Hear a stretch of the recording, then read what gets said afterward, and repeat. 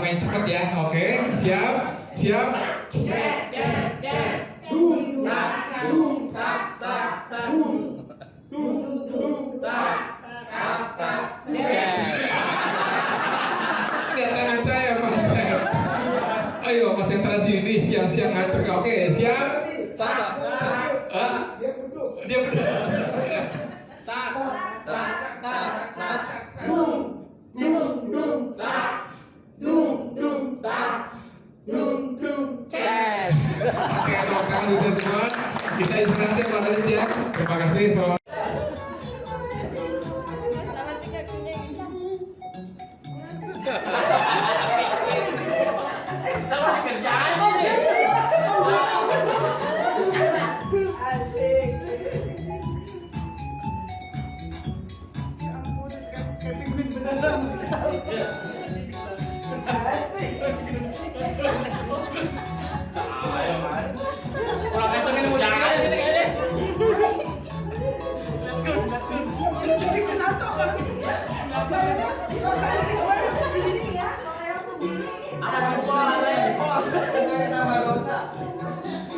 Ini namanya senam pinguin. Kalau Pak Kunarto senam beruang.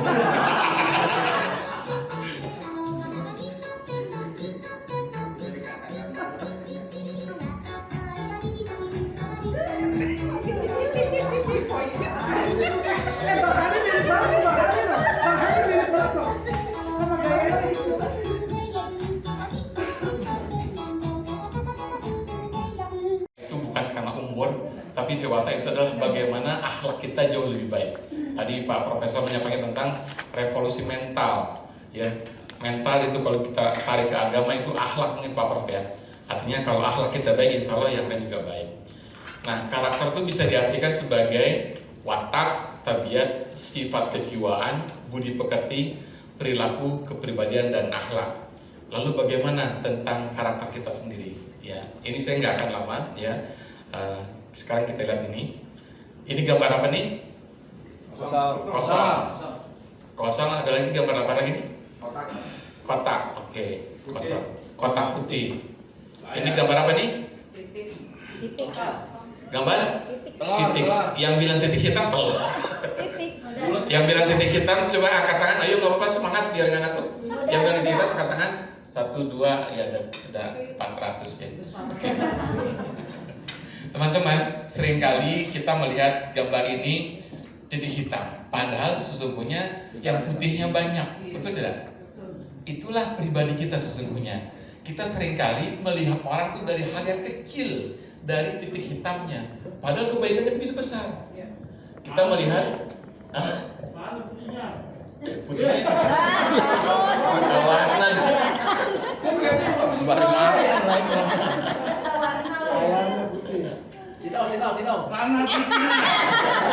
Sino.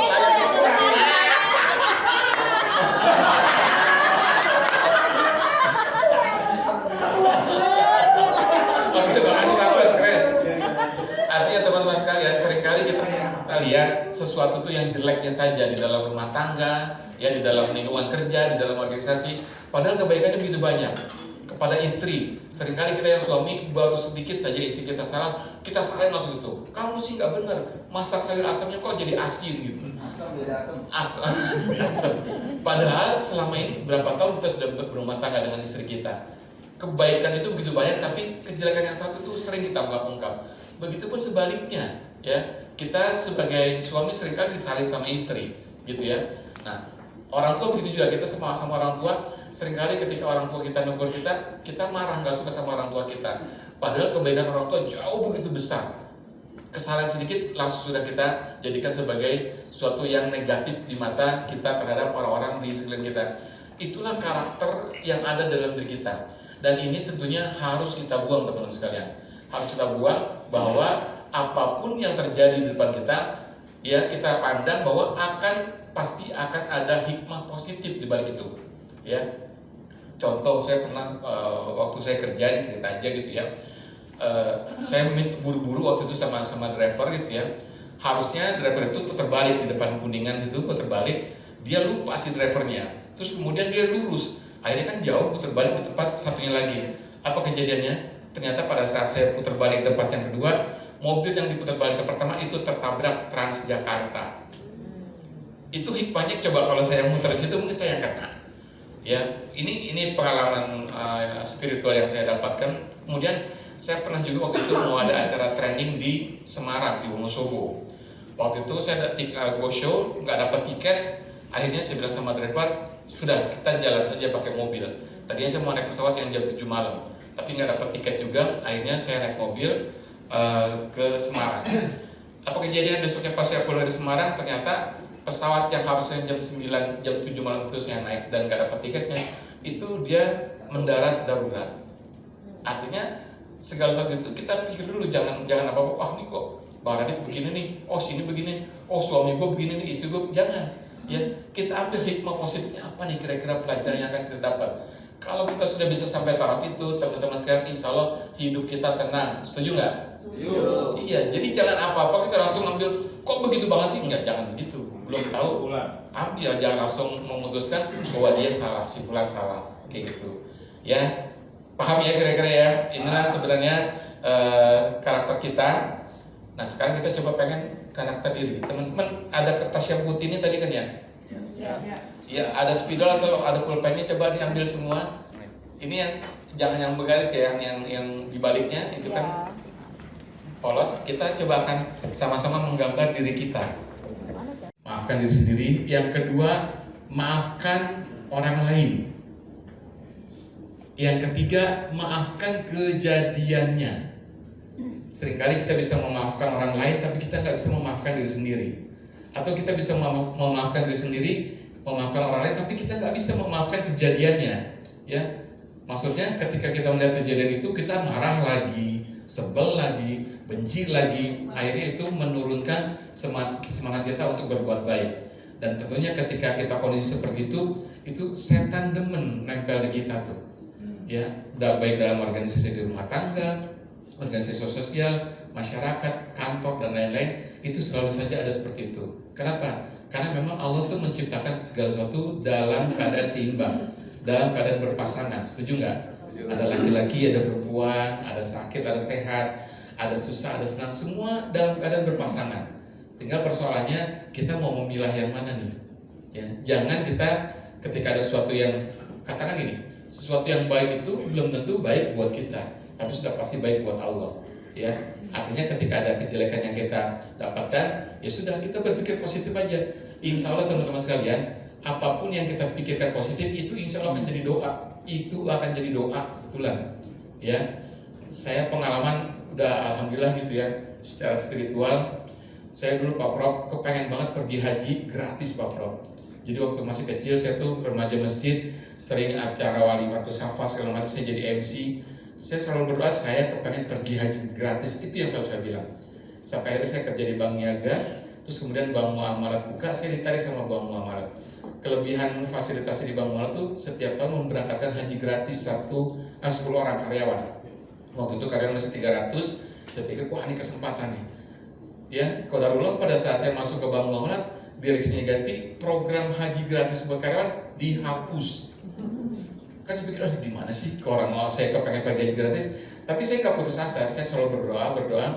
Alhamdulillah 5 tahun kemudian saya lulus dari ODP, saya diminta untuk menjadi product manager tabungan haji, dan saya coba create produk, create program dengan yang lain-lain, dan alhamdulillah saya berangkat haji gratis di tahun 2000. Dan itu selalu saya siklusnya, kalau saya amati perjalanan hidup saya itu per 5 tahun Prof. 5 tahun itu ada saja. Jadi teman-teman pasti sudah mengalami, pernah menginginkan sesuatu, baru setahun kemudian terjadi, 2 tahun kemudian terjadi. Itu adalah bagian dari doa-doa kita sebenarnya, yang tanpa kita sadari.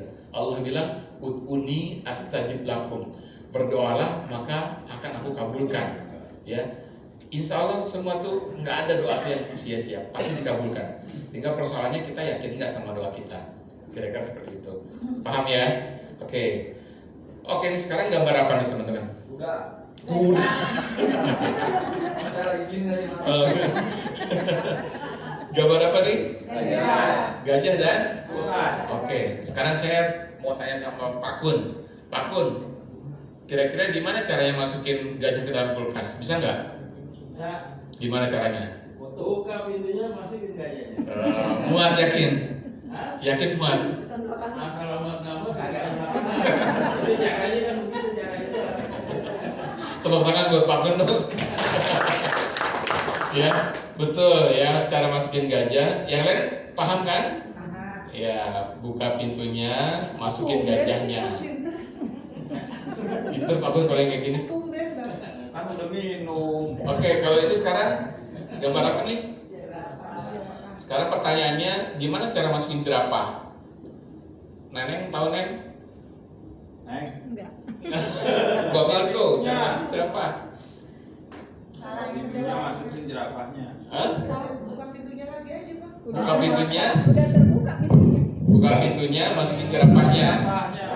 Kan di dalam jerapah masih ada gajah. Gajahnya keluarin dulu. Di situ nggak ada gajahnya. Tadi sih. Nah, Udah dari dulu. kan tadi Punanto yang ngasih tahu. Keluarin gajahnya, Umut. Udah taruh aja. Kirain gajahnya udah keluar lagi. Itu yang baru keluar udah balai doang baru keluar. Jadi buka pintunya, keluarin gajahnya, masukin jerapahnya, ya. Tuh. Nah, Satu pikiran sama gue. ini sekarang gambar apa nih?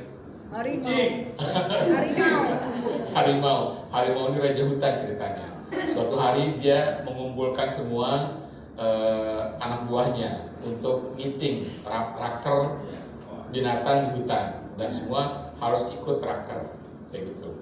Nah pertanyaannya, siapa atau binatang apa yang nggak ikutan raker pada saat itu? Burung. Yang tahu nggak? Burung. Burung itu ada di situ Itu burung. di atas. Oh iya. Yang nggak ikut raker binatang apa? Jerapah. Karena jerapah di dalam kulkas. Sama gajah. Gajah kan udah keluar dulu tadi. Ya. Kasihan sih jerapah. Kan gue belum keluar. Kan pikirannya belum ke situ. Nah ini teman-teman, suatu ketika kita harus lewat sungai dan kita harus nyebrang sungai untuk bisa selamat sampai ke tujuan. Ya, dan terkenal di sungai itu buayanya galak-galak, buahnya lapar-lapar. Pertanyaannya, bagaimana cara kita melewati sungai itu? Cara kancil. Gimana? Buayanya dihitung. Kan buaya ini apa namanya? Nyebrang aja, kan buaya lagi rapat, bener. Buayanya lagi rapat, lewat aja udah aman. Paham ya? Kan cuma ketua doang yang bisa mikir kayak gitu. Takut sama harimau. Siku nanyain jerapahnya mana. Masih dalam kulkas gue. Teman-teman, ya itulah ya kepribadian kita. Kadang kita memaknai sesuatu itu sulit dalam pikiran kita, padahal sesungguhnya itu mudah. Persoalannya kan kadang seringkali kita nggak mau bertanya, kita nggak mau belajar, kita merasa diri kita sudah mampu, diri kita sudah bisa, dan kita hanya sebatas itu pemikiran kita. Ya contoh ketika ada anak marah gitu di rumah, anak kita marah, kita biasanya ikut marah lagi, ngerasa bahwa kita orang tua, kita marahin tuh anak. Ya teman-teman, ketika anak kita dimarahin, dia akan ingat sampai kapanpun ketika orang tuanya marah. Ya, betul tidak? Oke, sekarang saya tanya gini, siapa di sini yang pernah marahin anak? Tunjuk tangan. Banyak ya, marahin cucu lah paling nggak gitu ya, udah pernah punya cucu. Oke, sekarang kalau anak kita marahin, teman-teman sekalian, ada lagi nggak yang marah? Siapa? Ibunya, betul. Atau bapaknya, betul kan? Selain itu ada lagi yang marah? Neneknya, Kayaknya. kakeknya, ada lagi yang marah? Ada. Siapa? Hah? Pembantunya bang. Pembantunya, mertua, segala macam. Teman-teman, dasarnya itu manusia itu adalah ciptaan Allah. Ketika kita marahin istri kita itu ciptaan siapa? Allah. Ketika kita marahin anak itu ciptaan siapa? Allah. Kira-kira yang punya marah nggak kalau kita marahin istri, marahin suami? Hah? Marah. Tapi kenapa kita masih sering marahin anak? Hilang. Hah? Silap sering. Iya. Itu sih dendam itu namanya. Teman-teman, ya artinya ayo mulai hari ini kita coba redam emosi kita, redam marah kita. Karena hasil marah itu cuma ada dua. Hasil marah cuma ada dua. malu dan menyesal. Setuju nggak? Ya. Malu dan menyesal. Ada nggak orang yang marah kemudian merasa hebat? Nggak ada, malu. Ya, itulah kecerdasan emosi yang harus kita perkuat saat ini. Ya, karena dengan orang-orang yang tenang seperti itu, insya Allah kita berpikirnya jauh lebih jernih. Ya, ketimbang emosi kita kedepankan. Itulah yang dinamakan dengan spiritual, gitu ya. Ya, spiritual itu bukan agama, tapi spiritual itu adalah bagaimana tadi yang Pak Prof bilang, kita harus revolusi mental, kita harus revolusi akhlak. Dari mulai siapa? Mulai pribadi masing-masing.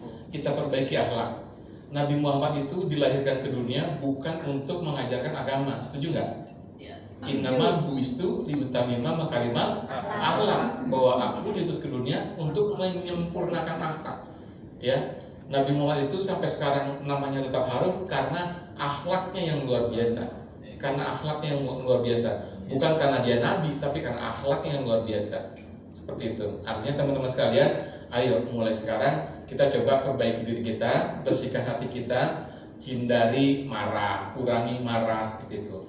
Tenang dulu kalau menghadapi apa-apa, karena dewasa itu kembali lagi bukan karena usia, bukan karena bilangan umur, tapi dewasa itu karena adalah kedewasaan dan akhlak yang baik. Kira-kira begitu. Setuju ya? Nah, ini juga nih yang sering terjadi nih, persepsi. Persepsi adalah proses yang menyangkut masuknya pesan atau informasi ke dalam otak manusia. Nah, ketika kita mendapatkan sesuatu yang namanya persepsi itu nggak ada yang salah, betul semua. Ya, si A bilang itu angka 6, betul. Si B bilang itu angka 9, betul, tergantung sudut pandangnya. Ya, nggak ada yang salah. Gimana caranya supaya menyatukan itu semua? Ngobrol, teman-teman sekalian. Kalau di kantor kita meeting, rapat, ngobrol, diskusi, kita pecahkan masalah itu. Kalau kita ada perbedaan, jangan sekali-sekali perbedaan itu yang ditinggikan. Jangan sekali-kali perbedaannya itu yang ditonjolkan. Tapi persamaannya yang kita cari di mana? Ya, Indonesia bisa seperti sekarang ini karena Bhinneka Tunggal Ika. Bukan binekanya, bukan berbedanya, tapi Bhinneka Tunggal Ika. Berbeda-beda tapi tetap satu. Apa satunya itu? Satu tujuan, ingin Indonesia lebih baik. Setuju nggak? Nah, kalau itu bisa kita terapkan dalam rumah tangga kita, di dalam lingkungan terkecil kita, insya Allah Indonesia ini aman. Setuju nggak? Persoalannya karena persepsi kita. Persepsi, apalagi kalau nanti udah mulai tahun politik, udah macam-macam lah tuh persepsinya tuh. Bener nggak sih? Ini hoax nih, ini apa segala macam. Ya, seperti itu gitu. Padahal kalau kita mau melihat seperti itu, ngapain juga kita mikirin yang begitu? Tenang aja. Di kantor pun begitu. Oh, dia tuh begini, dia segala macam. Gibahnya lebih di nomor satukan seperti itu. Jadi persepsi itu juga kita hindari karena persepsi itu bisa merusak suara hati. Suara hati itu suara bisikan dari Tuhan, suara bisikan dari Allah gitu ya. Ketika ada kebaikan, ada sesuatu kita mau melakukan kejahatan atau maksiat, pasti ada bisikannya tuh. Udah nggak ada yang lihat ini, tapi yang satu bisikan lagi, jangan lu dosa. Nah, suara-suara yang kebaikan itulah suara hati teman-teman sekalian. Kita ikutin suara hati, jangan suara emosi seperti itu. Udah nggak ketahuan korupsi cuma segitu doang ini, ya sekali nggak ketahuan, 2 kali nggak ketahuan, jadi akhirnya jadi tabiat, jadi kebiasaan, jadi karakter seperti itu. Itu yang harus kita hindari teman-teman sekalian. Ya, persepsi dapat menutupi suara hati. Nah, ini juga nih gambar apa nih? Gambar Gambar apa? manusia. Manusia, iya manusia. Gambar wajah siapa? Nenek-nenek. Oh iya. Gambar pala burung. Anak kecil. Anak gadis cantik umur Iya. 14 tahun kira-kira. Kelihatan nggak? Iya. Kelihatan. Ngelihatnya itu. Gambar nenek-nenek umur 80 tahun kelihatan nggak? Nah, kelihatan. Nah, itu kembali lagi teman-teman sekalian, tergantung bagaimana sudut pandang kita terhadap sesuatu persoalan. Kalau kita memandang itu bisa diselesaikan dengan baik, insya Allah selesai. Seringkali kita kan lebih banyak mengeluhnya, doanya tiap hari, sholat malamnya nggak putus-putus, tapi nggak pernah puas gitu. Kok gue begini terus sih? Gue udah sholat, gue udah ibadah segala macam, kok nasib gue begini? Nah, itu ketika ada perasaan-perasaan yang itu diungkapkan, artinya tidak yakin dengan doa, ya. Ketidakyakinan itulah yang menghambat, ya, yang menghambat Tuhan untuk merubah kehidupan kita. Kira-kira begitu, ya. Nah, ini gambar apa nih? Kucing berwajah harimau. Ya. Nah, ini juga nih, ini karakter diri kita nih. Kadang kita cuma seekor kucing tapi merasa diri kita sebagai Nah, Ya. Kita ngerasa lebih hebat dari orang lain. Nah, ketika perasaan itu, ketika karakter itu nempel di diri kita, itu bahaya teman-teman sekalian. Ya, jangan harap kita akan banyak disenangi orang lain. Bisa jadi dalam waktu dekat kita akan ditinggalkan oleh orang lain. Kenapa? Karena kita merasa diri kita lebih hebat. Sebagai ibu, kita merasa lebih hebat dari anak. Sebagai istri, kita lebih merasa berkuasa daripada suami. Begitupun juga sebagai suami, kita lebih merasa berkuasa karena kita yang mencari nafkah dan lain-lain. Nggak ada yang hebat sebenarnya teman-teman sekalian. Ya, hebatnya kita itu karena Allah menutupi aib kita, betul nggak? Kalau Allah buka aib kita nggak ada artinya di mata suami, nggak ada artinya di mata istri, nggak ada artinya di mata teman, tetangga, lain-lain gitu ya. Walaupun kita udah bergelar haji dan segala macam, kalau Allah buka aib kita, selesai udah urusan. Makanya kita bersyukur teman-teman sekalian bahwa Allah tuh masih menutupi aib-aib kita. Dan jangan juga ketika aib kita sudah tutupin, kita cerita, gue pernah tuh korupsi, ya nggak usah juga gitu, ya nggak usah juga. Gue pernah tuh, wah kayak gitu nggak usah. Udah, ketika kita sudah sadar seperti itu, antara jujur sama oneng beda tipis. Ketika kita sudah pernah berbuat maksiat, berbuat kesalahan, udah kita kembali ke Allah, istighfar, mohon ampun, tobat, jangan diulangi lagi. Kira-kira begitu. Ya banyakin istighfar ya. Nah ini gambar apa nih? Ya sama seperti itu ya. Ada rumah gitar, ada nenek kakek, seperti itu. Ya. Oke teman-teman, kita sekarang ini. Merah kuning hijau biru. Foto tadi bang. Foto. Tadi bang. Ini. Boleh juga buat bikin kaos nih. Ide bagus. Oke, sama-sama ya, kita baca sama-sama biar kita nggak ngantuk lagi. Nanti akan saya tanyakan warnanya apa, teman-teman langsung jawab. Oke ya. Oke, saya ketiga kita baca yang keras dan yang ngantuk. 1, 2, 3. Merah, Kuning, hijau, biru. kurang cepat dan kurang keras. Saya ulang ya. 1, 2, 3. Merah, kuning, hijau, biru. Warna apa ini? Merah. Warna apa ini? Hijau. Warna apa ini? Merah. Udah paling depan kenceng lagi merah.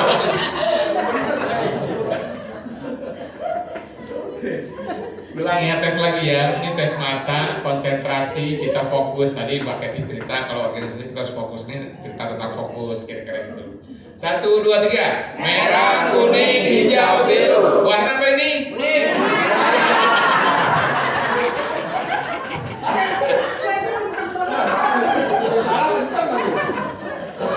Warna pala pendos. Aduh, oke. Masih ada ya, sekali lagi ya. Siap ya, ini ketiga, jangan yang salah. Konsentrasi, siap.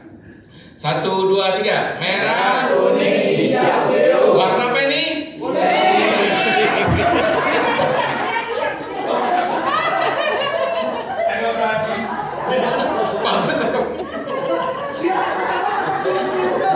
Ini antara fokus sama latah nih.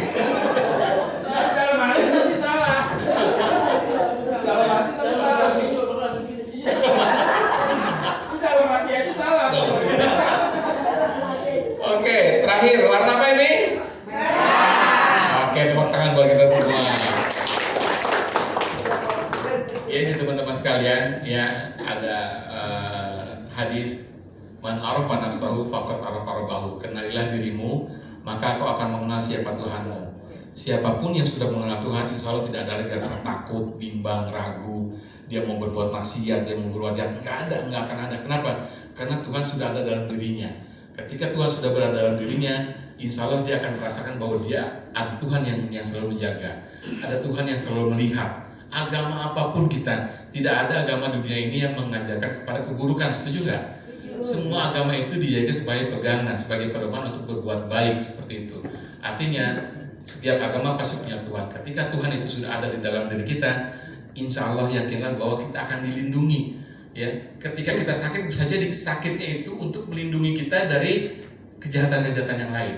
Ya, pernah ada suatu ketika, suatu cerita, ada raja yang ketika dia pergi kemana gitu, kemudian di perjalanan ada anak muda dibunuh tiba-tiba sama dia, padahal dia seorang ulama.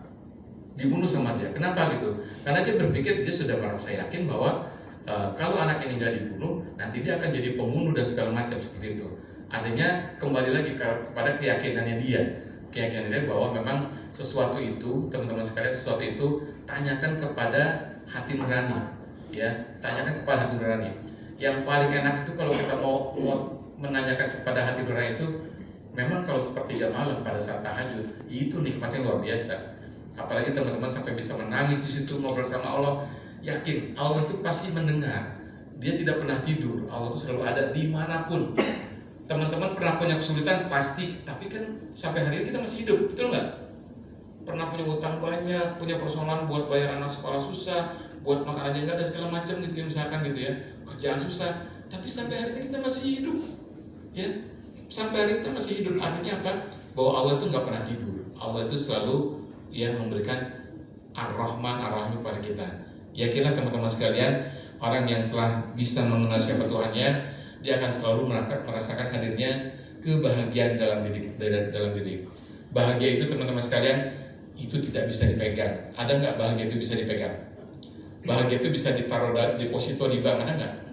Bahagia itu taruh di dompet, di lemari di rumah, nggak ada.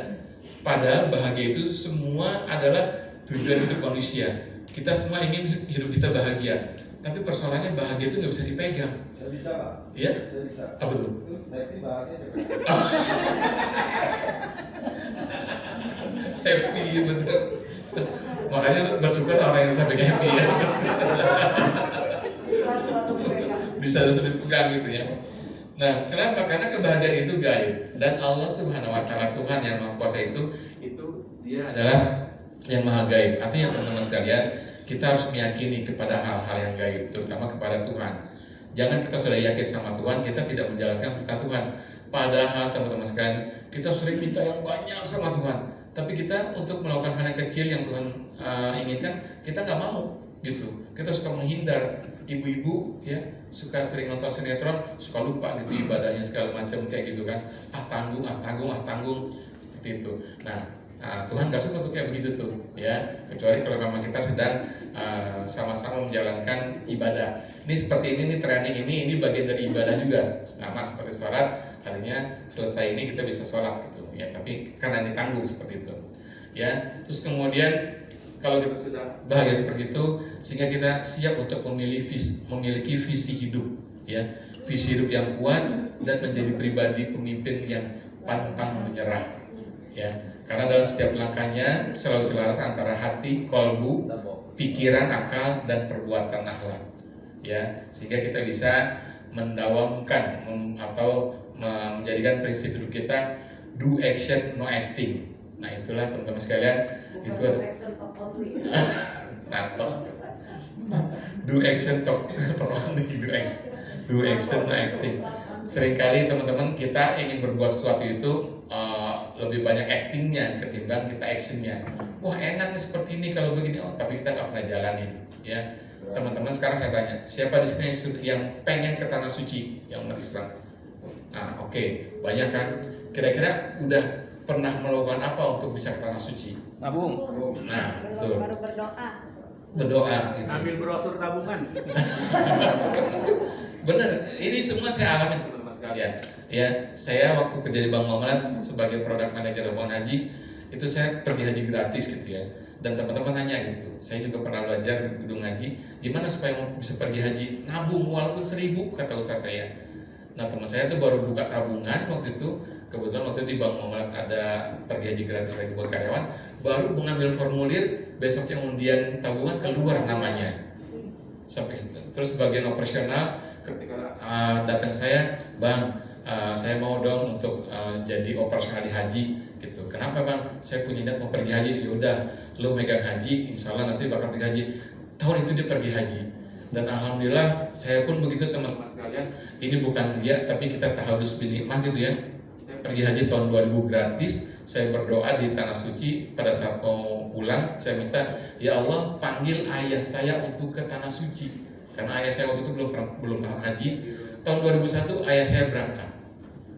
Kemudian tahun 2002 saya berangkat lagi teman-teman. Terus saya doa lagi, ya Allah panggil seluruh keluarga saya untuk pergi haji. Alhamdulillah sampai hari ini semua keluarga saya udah pergi haji. Itu benar-benar teman sekalian, kalau kita mau pergi haji nggak cukup aja dengan doa, ya, nggak cukup dengan doa, tapi nabung itu ikhtiar, bagian ikhtiar. Kemudian kita ya belajar lah tentang manasik haji seperti apa. Walaupun sekarang antrian haji begitu panjang, tapi nggak usah khawatir. Kemarin teman saya itu cuma di WA doang gitu sama temannya yang ada di Saudi, berangkat itu. Dia nggak niat pergi haji tahun itu, cuma apa kabar gitu, baik gitu. Kok nggak berangkat haji? Iya, udah nabung sih, tapi tabungannya masih lama antriannya. Di WA sama temannya, ya udah berangkat nanti biar saya urus visanya. Berangkat pakai haji furoda. Tuh, kan kita nggak tahu namanya panggilan gitu ya. Kemarin juga ada yang sudah sampai di tanah suci, ya balik lagi. Teman-teman sekalian, artinya segala sesuatu itu kalau Allah belum ridho, kita mau jungkir balik seperti apa nggak bakalan. Rezeki itu sudah diatur 50.000 tahun yang lalu, ya. Tinggal persoalan rezeki itu ada menggantung di atas. Kitanya mau ngambil nggak rezeki itu? Gimana cara mengambilnya? Jangan diam, kita harus bergerak. Itulah sabar sebenarnya. Ya, sabar dalam artian sabar itu bukan karena kita diam, tapi sabar adalah kekuatan yang terkonsentrasi, itu sabar. Sabar itu adalah kekuatan yang terkonsentrasi. Kita diam dulu, sama seperti orang pergi haji, kita wukuf dulu di Arafah. Wukuf itu artinya diam di Arafah. Kemudian kita bermuasabah, mohon ampun, baru kita lontar itu setan-setan yang selalu mengganggu kita, dan kita langsung tawaf sa'i di situ. Sa'i itu adalah Siti Hajar bolak-balik dari Safa Marwah, ya itu kalau dihitung sampai 2,8 kilo, hampir 3 kilo.